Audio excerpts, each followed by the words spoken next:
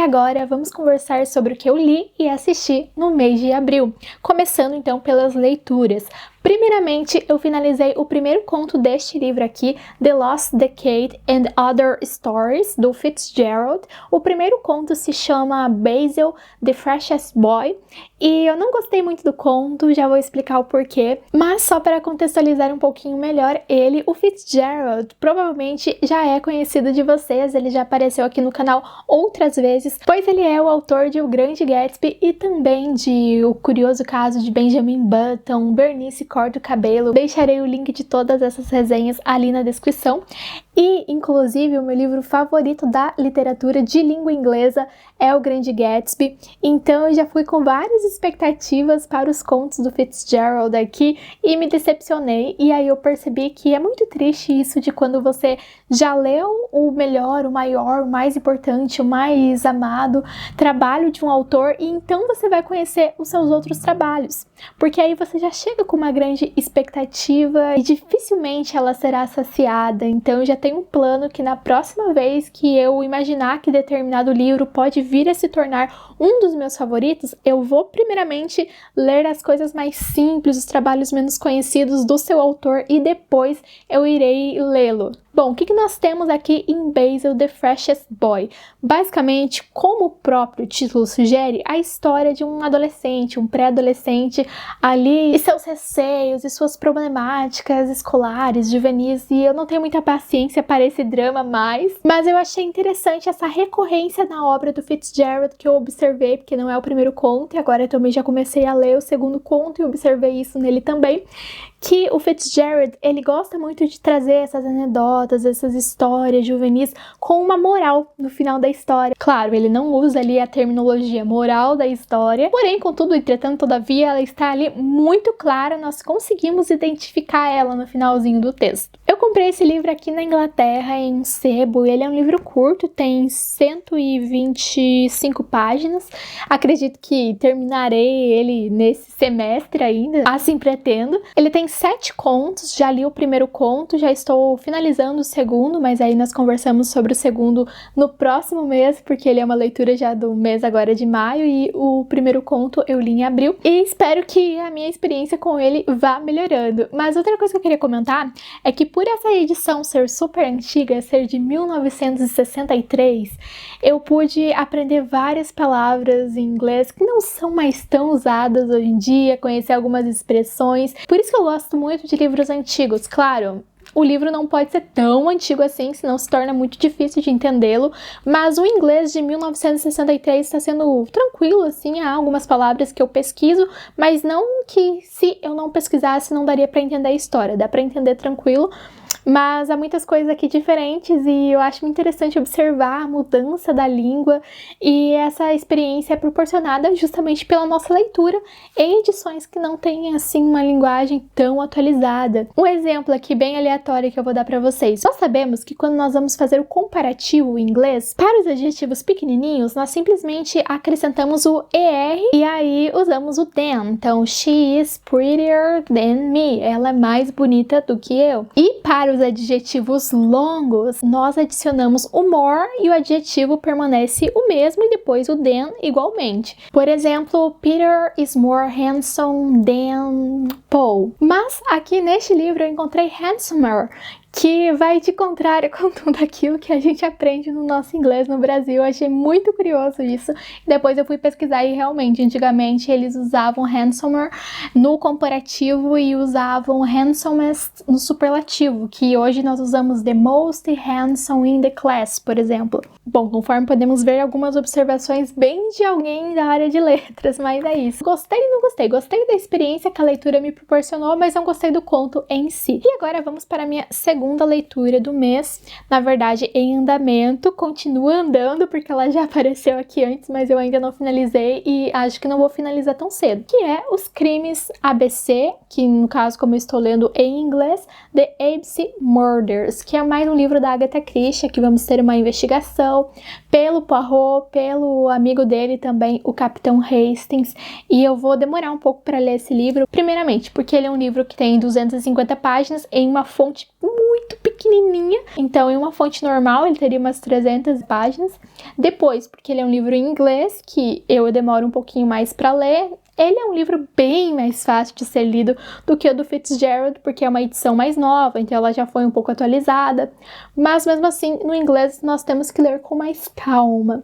E também é um livro que eu estou fazendo várias anotações, várias observações, porque pelo que eu pesquisei, ele tende a se tornar um dos meus favoritos da Agatha Christie. Eu já li muitos livros dela, talvez quase 20, e aí estou curiosa para saber se esse realmente vai entrar aí no meu top 5, pelo menos. Bom, o que nós temos aqui? Claramente um mistério. Mais uma vez, o Hercule Poirot ele está ali crendo que ele vai se aposentar, agora vai. Mas ele recebe uma carta dizendo que um crime vai acontecer.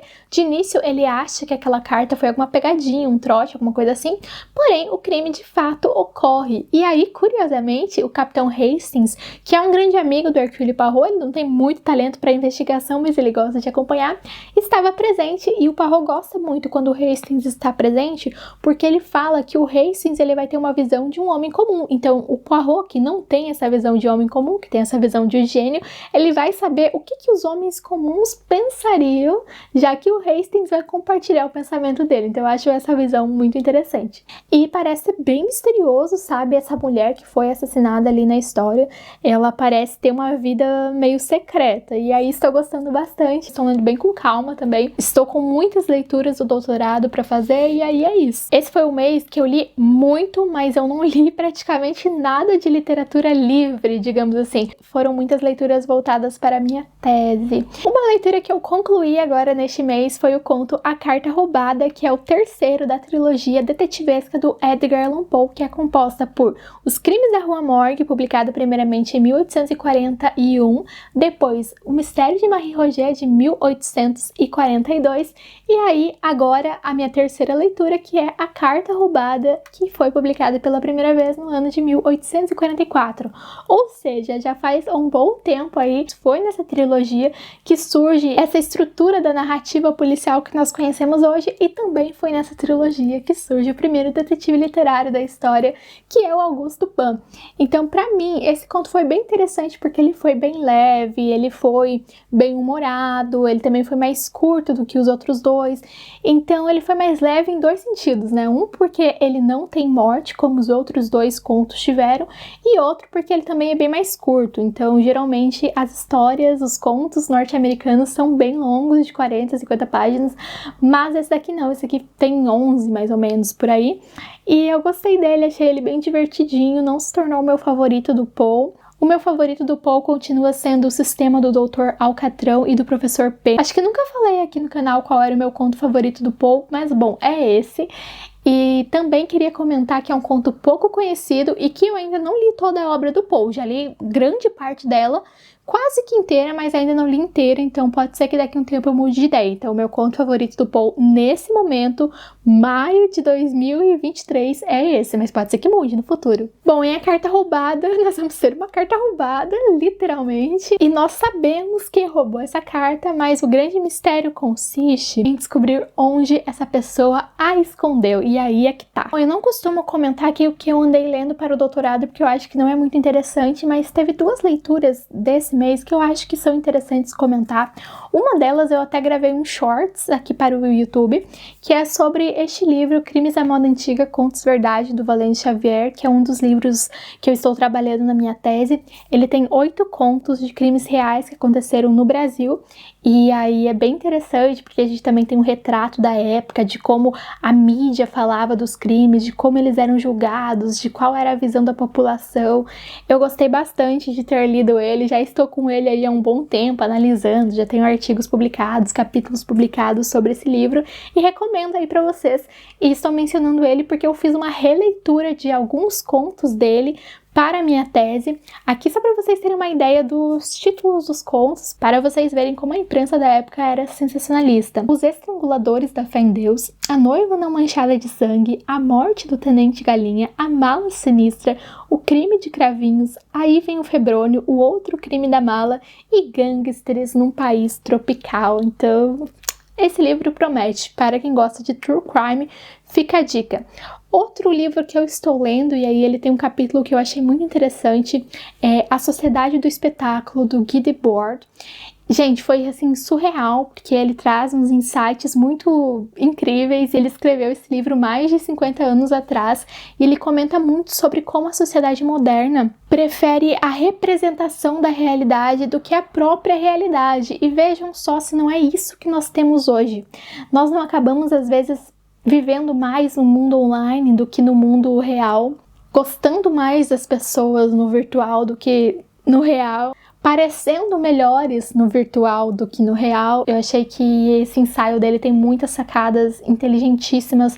Também ele fala que a sociedade ela é viciada em consumir espetáculos que são propostos pela mídia com a ideia da manipulação. É como se a mídia sensacionalista, a imprensa marrom, apresentasse para nós várias notícias que eles transformam em espetáculos por meio do sensacionalismo e nós vamos consumindo aquilo, nós somos presos àquilo, de modo que eles conseguem nos manipular por meio de nós sermos apenas espectadores e por isso deixarmos de ser tão ativos. Entre outras ideias que ele traz, eu gostei muito de ter lido. Preciso reler, acredito, e pensar mais sobre isso, mas foi bem interessante. Bom, e essas foram as leituras do mês, agora vamos falar dos filmes. Primeiramente, eu vi um filme muito divertido, muito legal, eu gosto muito dele, que foi Mistério em Paris, com a Jenny Aniston e com o Adam Sandler. Esse é o segundo filme protagonizado por esse casal de detetives. O primeiro foi Mistério no Mediterrâneo, que também foi super divertido.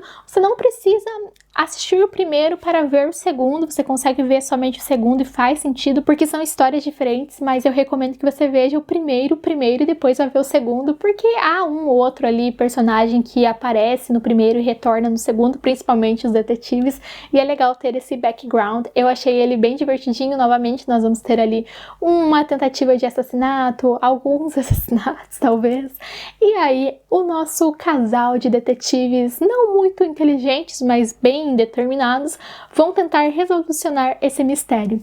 Depois eu vi o filme Sete Mulheres e um Segredo. Eu acho que é uma paródia de outro filme parecido que tem essa ideia, mas eu não vi o outro filme, vi somente esse. Está disponível na Netflix, ambos os filmes. Eu achei assim muito divertido. Basicamente, o patriarca da família acaba sendo encontrado sem vida, e aí 7 mulheres, entre sogra, esposa, amante, filhas, elas são suspeitas, mas quem matou? E aí nós vamos descobrindo no decorrer da história os mistérios de cada uma, e o legal é que elas estão todas presas ali naquela casa por causa de uma nevasca, ou seja, a assassina tem que estar ali. O terceiro filme que eu vi foi o filme A Rede Social, que é aquele filme que busca trazer a história do Mark Zuckerberg, criador do Facebook. O Mark Zuckerberg já falou que ele não gostou nem um pouco desse filme, que o filme não traz a história verdadeira dele, que o filme foi até mesmo meio agressivo, mas enfim, sempre vai haver ali controvérsias. Não sei de fato se a história do Mark é realmente como aconteceu ali. Provavelmente não, provavelmente temos muita ficção ali, mas eu achei um filme muito bom, um filme bem genial. É um filme curtinho, vocês não encontram mais o filme na Netflix. E uma curiosidade, aliás, foi que eu estava assistindo esse filme no último dia do mês de abril, e aí eu saí, fui passear, e quando eu voltei para assistir o resto do filme, faltava 35 minutos, no dia 1º de maio, a Netflix tinha tirado o filme do catálogo. Eu tive que terminar de assistir o filme em outro lugar. Muito triste com isso, hein? Eu acho que quando a gente tá terminando um filme, eles deveriam esperar a gente terminar o filme. Bem chateada, não é a primeira vez que isso acontece, então fica a dica aí. E esses foram os filmes que eu vi aí no mês de abril. Espero que vocês tenham gostado do vídeo. Caso já tenham lido, já tenham visto alguma das coisas que eu comentei, podem deixar aí nos comentários o que acharam e até a próxima!